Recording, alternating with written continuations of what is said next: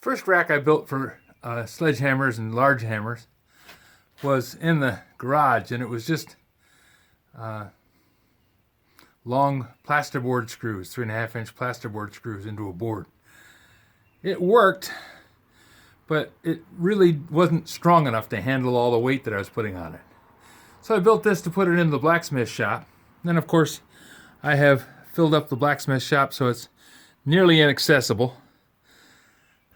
But this is a great way to hang your hammers because they're gonna be up off the floor. They're not gonna be getting knocked over or stepped on, or as in the case of one poor thing, it fell over in the garage and got drove over. Snapped the handle right off at the head. So anyway, you want to store them as long as you keep them up off the concrete. You know, I like the idea that Bob Weaver mentioned was a piece of the cutting board that works quite well. I've got some of that in the shop downstairs. Pretty much anything that won't wick water up. And he does make the point that a piece of wood eventually will, but not anywhere near as fast as just setting it on the concrete. I know I have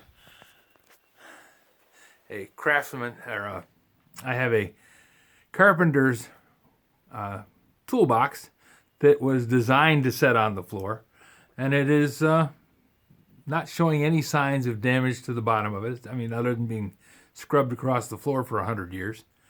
So, whatever you think best, just if you can keep that handle from getting wet, you're going to be a lot happier.